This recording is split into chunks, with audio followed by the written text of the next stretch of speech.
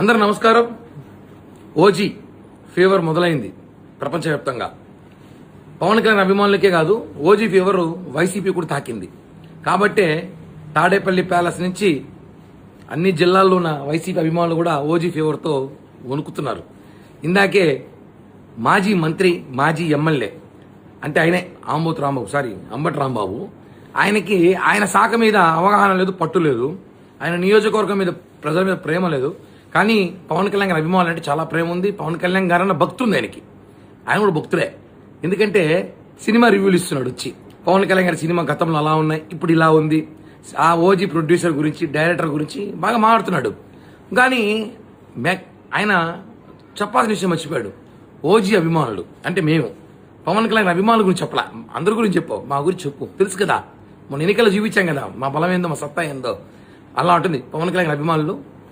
అరాచకం ఓజీ ఈసారి సినిమా రివ్యూలు ఇచ్చుకునే స్థాయికి మీరు పడిపోయారంటే ప్రజలన్నీ చూస్తున్నారు. నేను రాంబాబు గారు ఒకటి అడుగుతున్నా, టికెట్ల రేట్ల గురించి మాట్లాడతాను. హాస్యాస్పదంగా ఉంది. వినాయక చవితికి వినాయకుడికి లడ్లు ఎలా ఏలం పట్ల కొంటున్నారో భక్తులు, వాళ్ళ భక్తులు, దేవుని భక్తులు, అలాగే పవన్ కళ్యాణ్ గారి భక్తులు కూడా లక్షల్లో, ఈసారి వేలల్లో టికెట్లు వేలం పట్ల కొంటున్నారు. అది అభిమానం.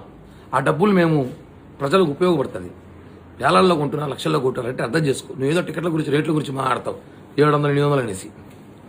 ఆయన కోసం ఆయన భక్తులు ఎంత వెళ్తారు, ఏమైనా చేస్తారు. అది పవన్ కళ్యాణ్ గారి ట్రెండ్ సెట్ చేస్తారు. ఆయన ట్రెండ్ ఫాలో అవ్వరు.